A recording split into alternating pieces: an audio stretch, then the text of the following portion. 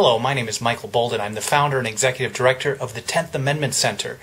You can find us online at 10thamendmentcenter.com. Personally, I think one of the most essential questions about government is pretty straightforward. When Washington D.C. violates the Constitution, as I believe it does nearly every single day, if not every day, what do we do about it? For countless decades, we the people have been following a pretty standard path. We march on D.C. in the hopes that federal politicians will limit federal power. We sue in federal court in the hopes that federal judges will limit federal power. We vote the bums out in the hopes that the new bums will say no to all the power that was handed to them by the previous ones. But the sad reality is that none of this is working. It doesn't matter what political party's in office, and it doesn't matter what person is in charge of the White House. Federal power continues to grow, and your liberty is less and less and less every year. But there's another way.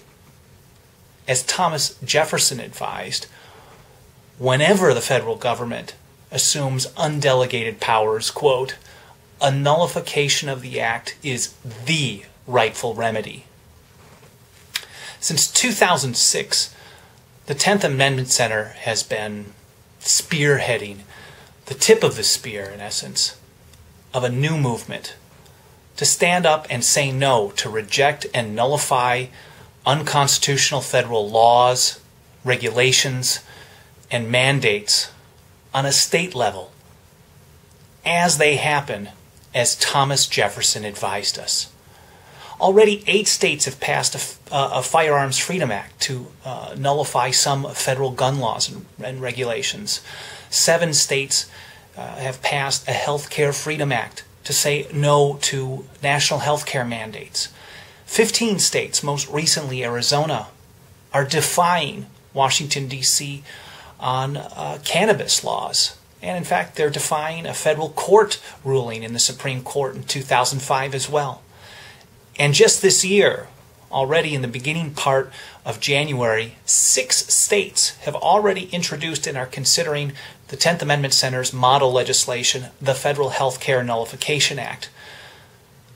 This state-level bill does not just say no to mandates. It takes the what we consider to be the sound constitutional position and rejects the entire national health care bill, top to bottom, word for word, every single piece of it. And right now, the 10th Amendment Center, we're in the middle of our Q1 and Q2 fundraising drive. We're looking for very modest goals. And you may have already contributed already. 150 people have gotten us 65% or so towards our small $10,000 goal. A lot of organizations need $10,000 to exist every single day, but we just need it for 6 months. And the reason is pretty clear, because we have dozens of volunteers supporting us not only on a national level, but helping operate our more than 24 state and local chapters around the country. Again, we've already reached 65% of this goal in just a little bit over a week, and I'm pretty surprised by it.